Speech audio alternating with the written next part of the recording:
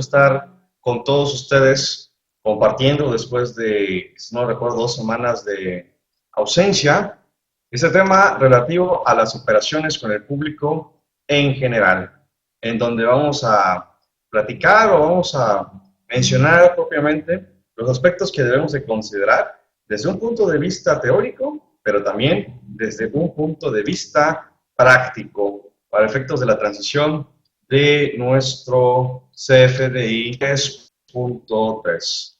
Quiero saludar a todos ustedes que nos están acompañando, por favor. Alberto Sandoval, Alex, Angélica, Claudio de la Ciudad de México, Solo de Reynosa, Germán León del norte de Veracruz, Guillermo Ciudad de México, José de Jalisco, Lili Omar desde Puebla y Liz de la Ciudad de México. Tengan todos ustedes muy buenas tardes. ¿Cómo les ha ido con el tema del CFDI 3.3? Ya llevamos 11 días y siguen las dudas, siguen los problemas. Sin embargo, hay que entrarle, hay que llevarlo con todo. Vamos a iniciar esta transmisión desde pues, este proyecto, esta realidad que tenemos, que es el Instituto de Capacitación y Estudios Fiscales. Capacitación propiamente, cursos presenciales, cursos en línea aquí en la ciudad de Tapachula, Chiapas, y donde amablemente nos inviten para compartir la experiencia que tenemos en estos temas fiscales y contables. Y el estudio fiscal serán libros, algunos proyectos ahí hemerográficos para compartir igual lo poco que sabemos en estos temas. Bueno, vamos a iniciar primeramente con el impuesto al valor agregado. ¿Por qué? Bueno, no puedo hablar de un comprobante público general, o en particular, régimen y corporación fiscal con este tipo de operaciones, sin antes conocer los antecedentes que requiere ese tipo de operaciones. Cierto, tienen una regulación, pero por lo mismo, ¿no? Y tal vez si pensemos por el desconocimiento del mismo, en los comprobantes de operaciones con el público general y en particular con las, como le llama la autoridad fiscal, nos encontramos precisamente con contribuyentes que posiblemente no están trasladando y en consecuencia no están integrando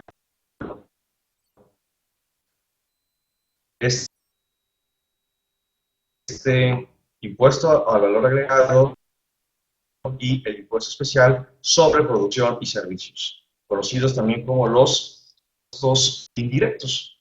Entonces, vamos a iniciar primeramente con este impuesto al valor agregado, que no tratamos de hacerlo reiterativo, no tratamos propiamente también de comentar lo que tú y yo ya conocemos, pero sí hacer los énfasis en donde corresponda. ¿Por qué? Nosotros pensamos que, vamos a decir, en, en, en nos solicitan un comprobante fiscal. De modo que, hasta este momento, en la ley del IVA y en la ley del IEPS, no se define como tal cuáles son estas operaciones. En este orden de ideas, tenemos el artículo primero de la ley del IVA, que nos dice y nos habla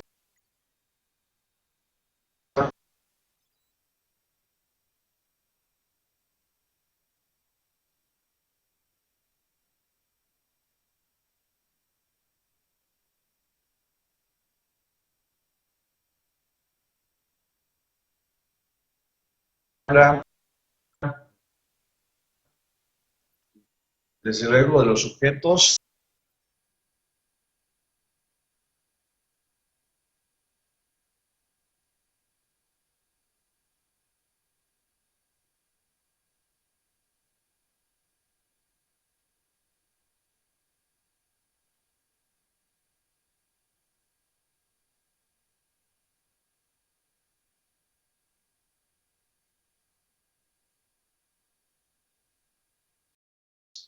¿En qué sentido? Bueno, No está diciendo si es aquellos por los que existe un comprobante fiscal o un RFC, si es operación con el público en general. Claro, y desde luego, posteriormente viene el tratamiento específico para estos contribuyentes. Obsérvese, a ver, estamos por acá, la 3. Obsérvese que luego señala el mismo artículo 1, el impuesto se calculará aplicando los valores que señala esta ley, la tasa del 16%. El impuesto al valor agregado en un caso forma parte de los precios o de los bienes o servicios. ¿Por qué? Bueno, tenemos un reconocimiento propiamente también del traslado. Si yo tengo un bien o un servicio de los que se mencionan en el artículo 1, yo debo de cobrar la tasa del 16% en la generalidad, que en consecuencia, a través de reglas administrativas, esto es la Resolución Miscelánea Fiscal 2017, que a través de Ley de Ingresos de la Federación se establezca un tratamiento especial o un tratamiento diferente, bueno, ese es otro tema. Sin embargo, la generalidad nos habla de un 16%. Luego entonces, a ver, tenemos el... ¿Por qué? Bueno, aparte de que en la norma particular para efectos de la ley del impuesto sobre la renta en materia de las deducciones, tiene que ser un requisito el que el IVA esté con esta condición expreso por separado, pero la ley del IVA también lo señala como tal para corroborar el hecho de que no forma parte de los bienes o los servicios. Cuando dice que el contribuyente trasladará dicho impuesto en forma expresa y por separado a las personas que adquieran los bienes, los usen o gocen temporalmente o reciban los servicios. Lo que estamos señalando en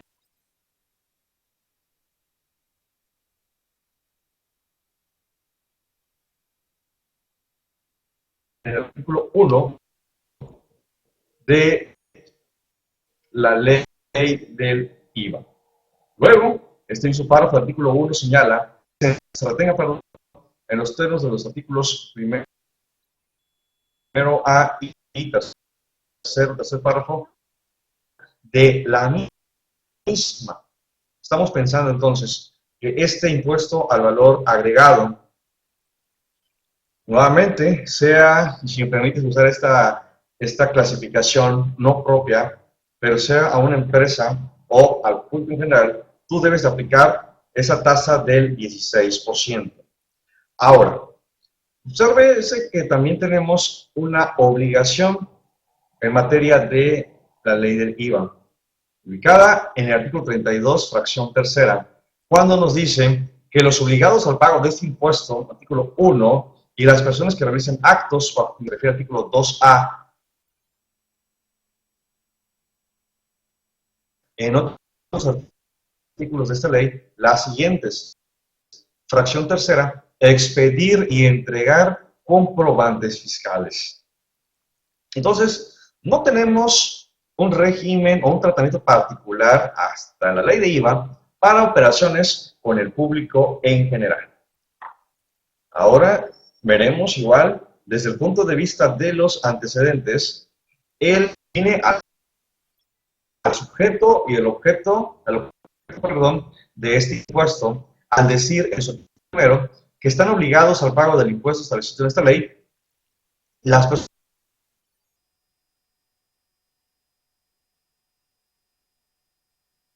físicas y las morales que realizan, entendiéndose acto, aquel que es esporádico, pero no solo son dos actividades, y actividades aquellas que son recurrentes. Fracción primera, o el primer acto que nos obliga a la ley del IEPS. Primero, la enajenación en territorio nacional, o, en su caso, la importación de los bienes señalados en el para efectos de la presente ley se considera importación e introducción al país de bienes. Y la fracción segunda, la prestación de servicios señalados en esta ley. Y están enumerados, que es lo que vamos a ver a continuación. Y posiblemente tú eres contribuyente del IVA posiblemente eres contribuyente del IEPS y no estás efectuando el traslado y, en consecuencia, la consignación en el comprobante fiscal.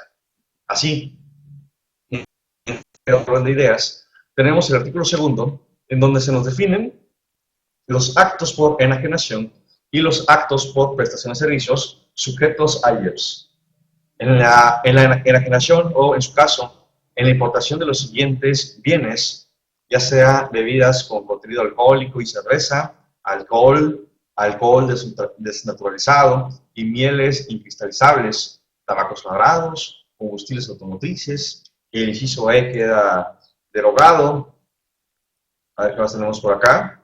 Dentro de este artículo segundo, sea cual sea tu régimen de tributación para efectos de renta, bebidas energizantes, así como concentrados, polvos y jarabes para preparar bebidas energizantes, bebidas saborizadas, concentrados, polvos, jarabes, esencias, extracción de sabores, que al diluir se permitan obtener bebidas saborizadas y jarabes o concentrados para preparar bebidas saborizadas que se expendan en envases abiertos utilizando aparatos automáticos, eléctricos, mecánicos, siempre que los que se refiere a este inciso contengan cualquier tipo de azúcares añadidos. Seguimos en la generación, los combustibles fósiles, los plaguicidas. En este caso, la tasa se va a aplicar conforme a la categoría de peligro de toxicidad aguda. J, alimentos no básicos, se listan a continuación, con una densidad calórica de 275 kilocalorías o mayor por cada 100 gramos. No vamos a enunciar cada inciso, sino que vamos a hacer o vamos a abrir el panorama general para que tú puedas distinguir si estás en este supuesto de del expreso o por separado que señala tanto la ley del IVA como la ley del IEPS. Luego,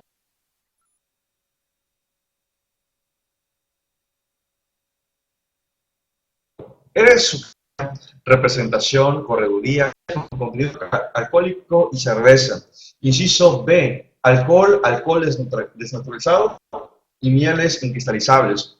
Inciso C, tabacos labrados. Inciso F, a ver, ¿dónde está el inciso F?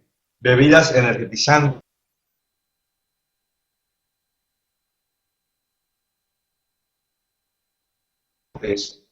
Inciso básicos. Si tú estás en este supuesto con comisión, mediación, agencia,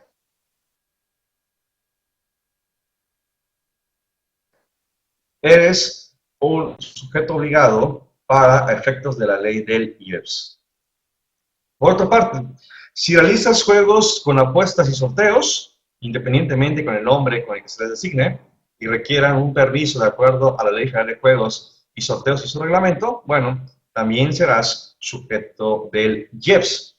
Inciso C, los que se proporcionen en territorio nacional a través de una o más redes públicas de telecomunicaciones. Esa prestación de servicios también es sujeta del IEPS.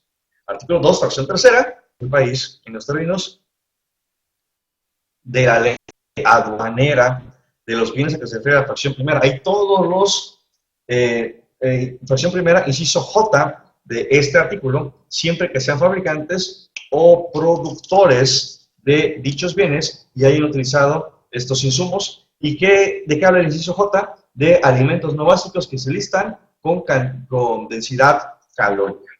¿Sí? Esto es lo que tú y yo entonces debemos de tomar en cuenta para efectos de ver si soy sujeto del IVA o si soy sujeto del IEPS. ¿Hasta aquí alguna duda, algún comentario, estimados colegas, antes de que entremos en la materia? Bueno, vamos a ver ahorita el comprobante fiscal para efectos de la ley del IEPS. Dice el artículo 19 que los contribuyentes a que se refiere esta ley del IEPS tienen, además de las obligaciones señaladas en otros artículos de la misma y en las demás disposiciones fiscales, las siguientes. Fracción segunda. expedir comprobantes fiscales sin el traslado en forma expresa y por separado del impuesto establecido en esta ley, salvo tratándose de la enajenación de los bienes a que se refieren los incisos A, D, F, I, G, I y J de la fracción primera del artículo segundo de esta ley, siempre que el adquirente sea a su vez contribuyente de este impuesto por dichos bienes y así lo solicite. Observen, estimados colegas, que para efectos del IVA nos pide que sea un traslado expreso y por separado. Pero para efectos del IEPS dice que se expide el comprobante, excepto que estos contribuyentes del inciso A, ver, vamos a recordar a qué se refiere el inciso A de la enajenación de bebidas con contenido alcohólico y cerveza. Inciso D nos está hablando de combustibles automotrices. F, bebidas energetizantes. G, bebidas saborizadas. Inciso I, los plaguicidas. Y el inciso J, los alimentos no básicos. Ellos pueden solicitar de manera expresa y por separado el traslado del IEPS siempre y cuando sean contribuyentes del mismo. ¿Y cómo van a demostrar que son contribuyentes del IEPS? Bueno, lo van a hacer exhibiendo su cédula de identificación fiscal o su guía de obligaciones para demostrarle al enajenante de los bienes que es contribuyente del IEPS y entonces, ¿para qué quiere el comprobante? Para poder acreditar este impuesto. Ok. Veamos qué tenemos por acá. Sigue diciendo el artículo 19, fracción segunda de la ley de IEPS, que antes que en el ejercicio inmediato anterior, aquel al que corresponda, hubieran efectuado el 90% del importe de sus enajenaciones con el público en general, en el comprobante fiscal que expidan, no trasladarán expresamente y por separado el IEPS establecido en esta ley, salvo que el adquirente sea contribuyente a este impuesto por el bien o el servicio de que se trate y solicite la expedición expresamente y por separado. Aquí es como les comento. En todos los casos se deberán ofrecer los bienes grabados por esta ley, incluyendo el impuesto en el precio, como dice el artículo 7 bis de la ley de la Procuraduría Federal del Consumidor. Entonces, mira los aspectos generales de este artículo 19 en materia del impuesto especial sobre producción y servicios. Seguimos todavía comentando. A ver, ¿en cuál nos quedamos? Estamos a la 14, vamos a ver aquí la 15. ¿Qué pasa con aquellos que enajenan vinos de mesa? Bueno, deben de cumplir con la obligación a que se refiere el párrafo anterior en los meses de enero y julio de cada año. ¿Cuáles son las obligaciones que se establecen y que dice propiamente del párrafo anterior? Bueno, aquí dice que deberán de relacionar las personas que en el trimestre anterior al que declara les hubiera el traslado del impuesto especial sobre producción y servicios en precio por separado en los términos de esta fracción. Cumplen con una informativa estos contribuyentes. Por eso habla de aquí una información trimestral en el párrafo anterior y de manera semestral para enajenación de vinos de mesa. Tratándose de la enajenación de tabacos labrados, en los comprobantes fiscales que se expidan, se deberá especificar el peso total del tabaco contenido en los tabacos labrados enajenados o, en su caso, la cantidad de cigarros que se están enajenando. Entonces, mira acá el procedimiento que establece para este tipo de enajenaciones, vinos de mesa y de los tabacos labrados. Por otra parte, observemos qué dispone el artículo 13 del reglamento de la ley del IEPS, igual en este sentido del desglose. Los contribuyentes que enajenen alcohol o alcohol desnaturalizado podrán expedir comprobantes con el traslado del precio por separado del impuesto causado por la enajenación de tales bienes, siempre que el adquirente así lo solicite. Pero también no olvidemos que este adquirente sea contribuyente del IEPS, tal y como lo está relatando el artículo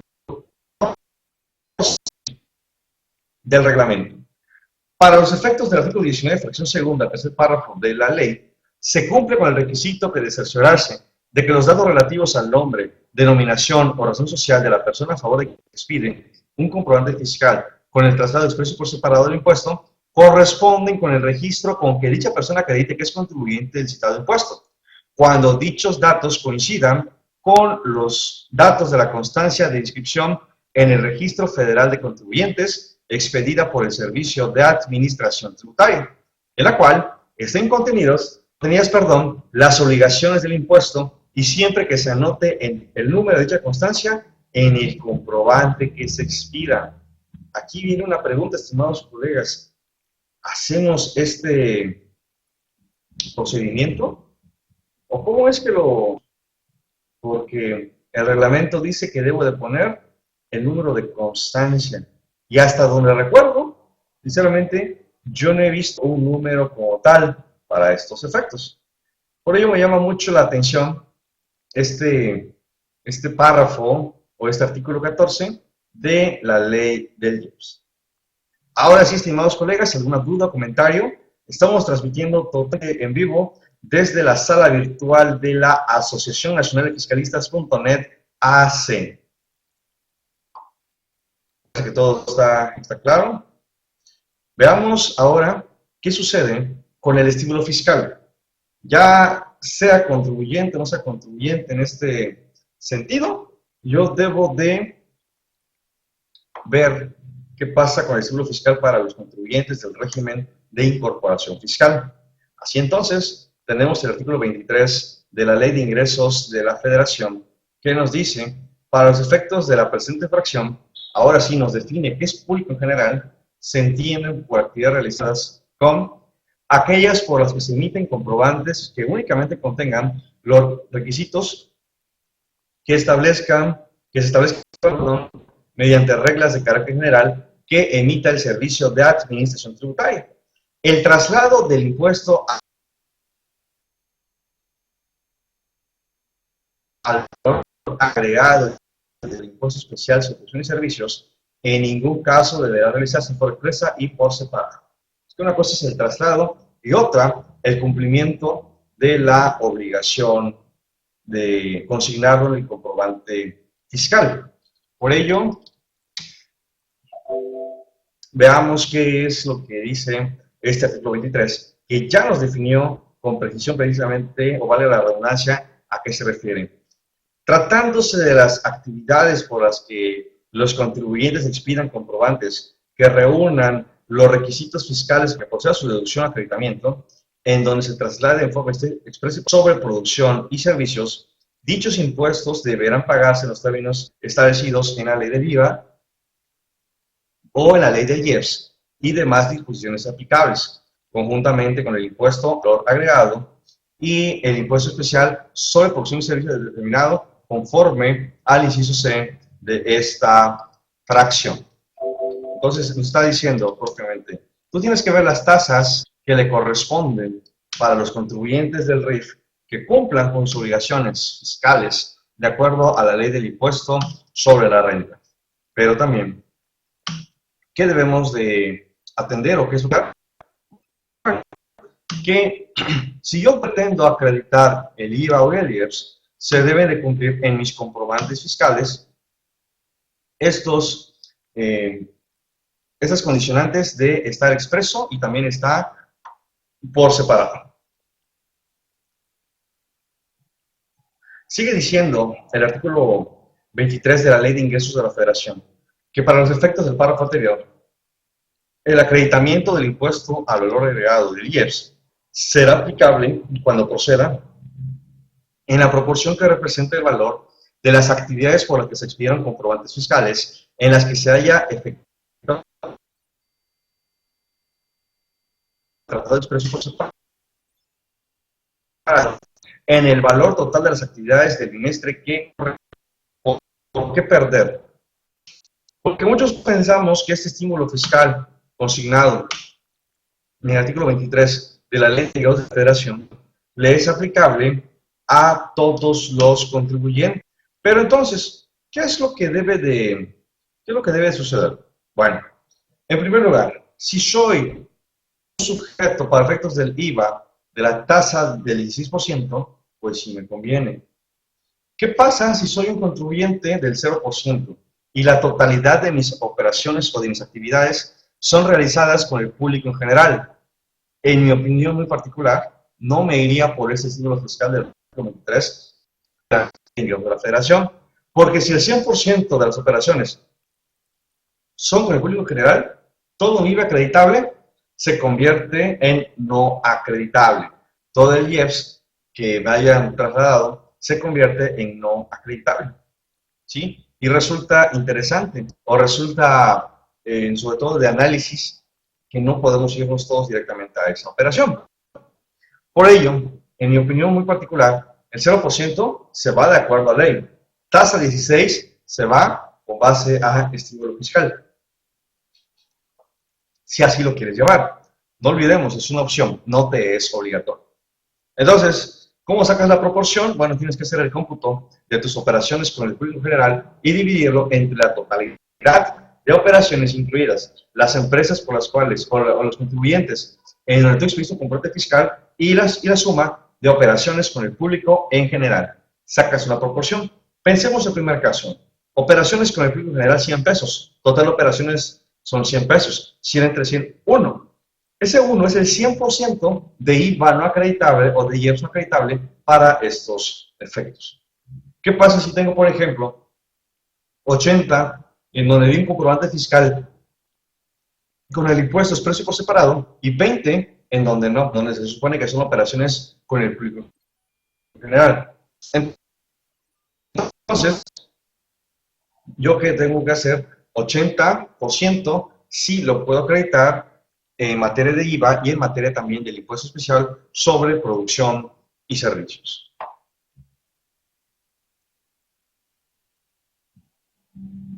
¿Qué es lo que dice ahora el CFDI 3.3? La nueva guía de llenado para ese tipo de operaciones, en donde ya a la fuerza entramos a la versión 3.3. La versión 3.2 algunos la están llevando con los proveedores autorizados de certificación. Pero veamos qué es lo que dice la guía para que igual podamos concatenar el concepto de la teoría de la ley del IVA, de la ley del IEPS, ahora con lo que establece la Resolución Miscelánea Fiscal 2017. Esta es una guía que dice, no obstante lo señalado y considerando que conforme lo establecido en el artículo 29, último párrafo del artículo del citado código, el SAT, mediante reglas de carácter general, podrá establecer facilidades administrativas para que los contribuyentes emitan sus comprobantes fiscales por medios propios a través de fax o a reglas que emita el SAT, que esto es mis cuentas.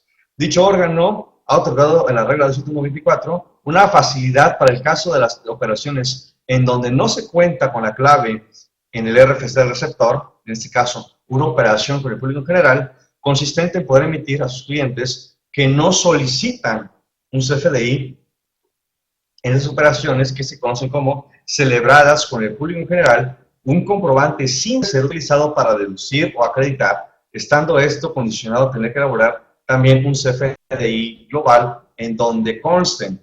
Recordemos que contribuyentes en lo general pueden expedir comprobantes simplificados, ¿sí?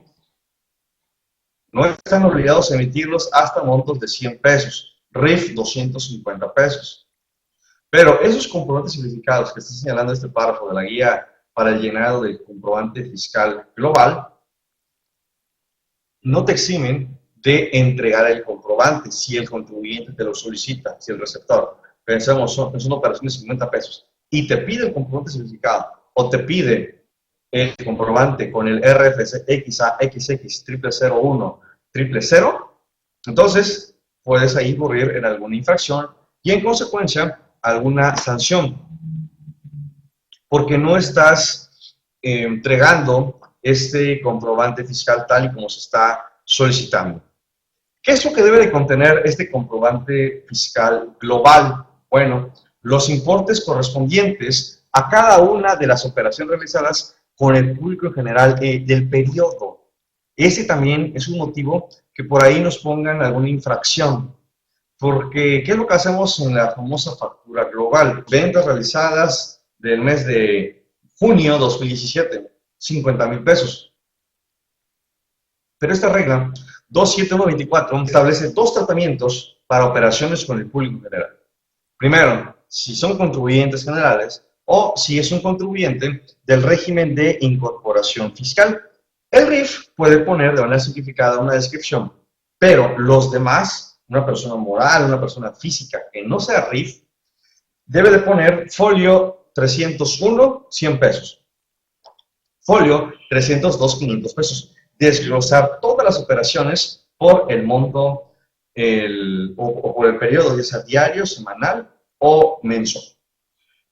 Luego también nos dice el número o folio de la operación de cada uno de los comprobantes, ya lo vimos. Emitir ese CFDI, incluyendo como clave en el RFC su receptor la clave genérica en el RFC para el CFDI, a que se refiere la regla 27126, la conocida XAXX 010101 000. Otra de las reglas para ese CFDI global es que deberá expedirse a más tardar a las 72 horas siguientes al cierre de las operaciones que lo integran. Hasta el momento la autoridad no puede conocer con exactitud, primero, cuál es la periodicidad, sea diaria, semanal o mensual. Pero pudiera también señalar, oye, si cerró el mes, 72 horas del 30 de junio sería la medianoche del 3 de julio, lo que yo tengo para expedir estos comprobantes. Luego, el monto del IVA y del IEPS deberá estar desglosado de forma expresa y por separado en los CFDIs globales.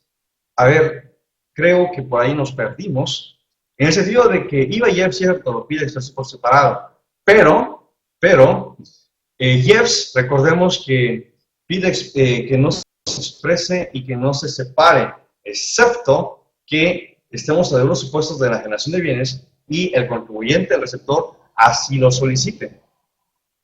Caemos tal vez en una contradicción, y esto no lo encontramos expresamente, o sea, sí está en la guía del SAT, pero su fundamento lo encontramos en la regla 27134.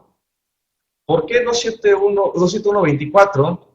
Porque se titula Expedición de comprobantes en operaciones con el público en general, y nos dan los requisitos o las condiciones de comprobación fiscal.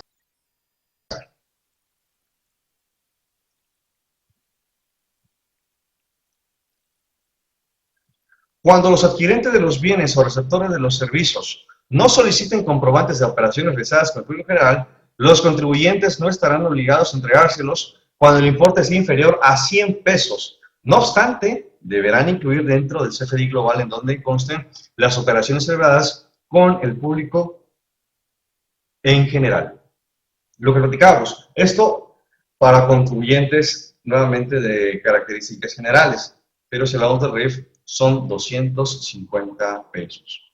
Luego, los contribuyentes global de forma bimestral a través de mis cuentas, incluyendo únicamente el monto total de las operaciones del bimestre y el periodo correspondiente. La distinción que te comentaba. General, desglosado, portfolio, por operación. RIF, no, nada más pondrá el monto de las operaciones, no de cada una. El CFDI global, donde consten las operaciones celebradas con el público en general, deberá remitirse al SAT a más tardar en las 72 horas siguientes al cierre de las operaciones realizadas de manera diaria, semanal, mensual o bimestral. Bimestral para los contribuyentes del RIF. En operaciones, esto mira, es tema del CFDI 3.3, por favor, pongamos aquí una precisión. Nos dice, si tienes una operación que es celebrada con el público en general y el pago se hace en parcialidades de manera diferida, el famoso PPD, no le va a aplicar la facilidad de la regla 27124. ¿Qué facilidad? De utilizar un comprobante simplificado, sino que tiene que hacer un CFDI con el RFC genérico, pero incluir PPD como método de pago, forma de pago 99. Y hasta que le paguen, ahí tendría que incorporar el complemento para recepción de pagos. Por ello habla de la regla 27132 y también de la regla 27135. Los documentos técnicos especifican estructura formal y sintaxis que contienen los FDIs, lo que conocemos como la guía de elaboración de CFDI con operaciones por el público general. Y veamos qué sucede aquí con forma de pago. Se debe registrar la clave de forma de pago con la que se liquidó el comprobante simplificado de mayor monto de entre los contenidos del CFDI global. En caso de haber dos o más comprobantes con el mismo monto de distintas formas de pago, el contribuyente podrá registrar a su consideración la forma de pago que mejor le convenga. Ese CFDI global no se pueden incluir operaciones que no hayan sido pagadas, por lo que no aplica la forma de pago 99 por definir. Entonces estamos aquí pensando, estamos asumiendo que si yo tengo un CFDI global, operaciones por el público general, ¿qué es lo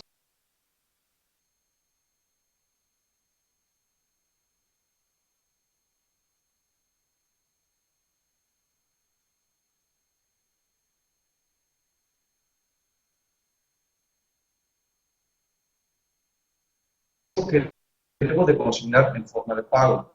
Será un 30 días. No puedo darle un comprobante simplificado e incluirlo en la factura global. Tampoco le podría dar un PUE o un PPD, pero no le puedo dar un PUE o clave 01 o clave a la clave 30. Le tengo que dar por esa combinación un PPD y la forma de pago 99. Porque si yo le pongo a mi comprobante simplificado, ¿sí? A mano, en forma de pago 99, eso no me exime a que yo deba de incorporar, en este caso, pagos. Por ello es muy, pero muy importante esa combinación de requisitos del CFDI 3.3. No es decir, bueno, cumplo con esa obligación, pero entonces yo tengo un PPV el 30 de junio que fue cobrado el 2 de, o el 22 de julio. Para contribuyentes de RIF, ¿qué pasa? Pasa de bimestre. Los contribuyentes pasa de mes. Yo debo de considerar si el CFDI con RFC genérico dice forma de pago 99, método de pago PUE. Mira lo que acabamos de hacer o lo que acabamos de señalar. No se concibe esa combinación de requisitos. Otra vez, es un PPD 99, PUE, todas menos o excepto la 99.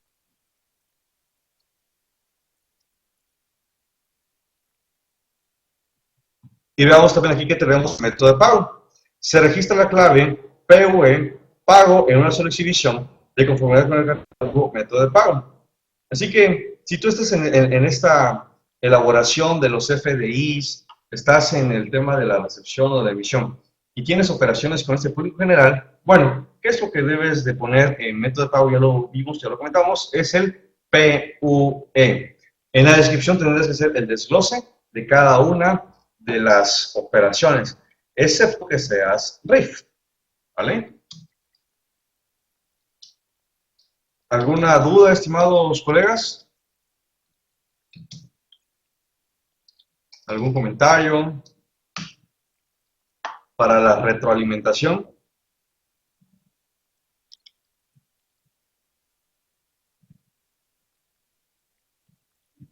Colegas, colegas.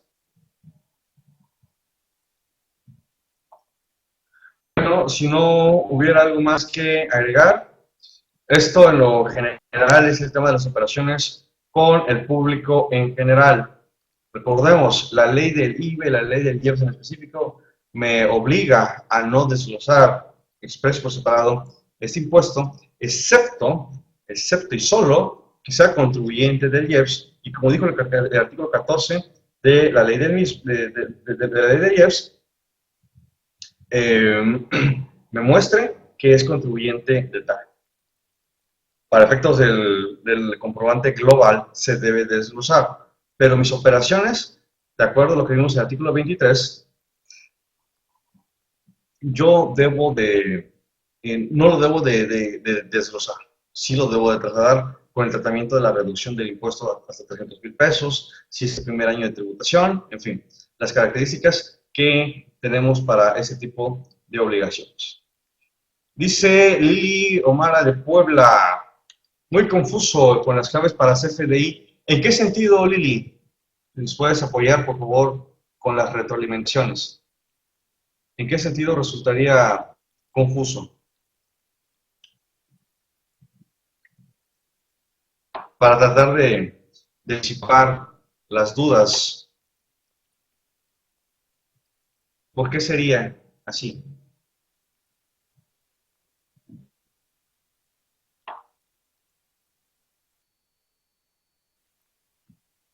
Ok, a ver, Lili, si nos puedes apoyar con tu comentario. Sinceramente, no lo veo complicado. No lo veo complicado como tal. Pero bueno, habrán ahí algunos detalles. Cualquier cosa, por favor, ahí está el dato de contacto, lo pongo, aquí está, miren, es ikaefi.wordpress.com, nuestra página de internet, y correo electrónico ikaefi@gmail.com, Facebook, Twitter y la página de internet. Bien, colegas, si no hubiera algo más que agregar, procedo a agradecerles por su preferencia. En esta ocasión tuve ahí un pequeño detalle con la energía eléctrica, pero ya nos vamos a reponer para el siguiente martes a la medianoche, compartir con todos, perdón, el martes al mediodía, compartir en la hora del taxista estos temas en la sala virtual de la Asociación Nacional de Fiscalistas.net AC en la hora del taxista. Se despide su servidor amigo Mario Beltrán desde Tapachula, Chiapas.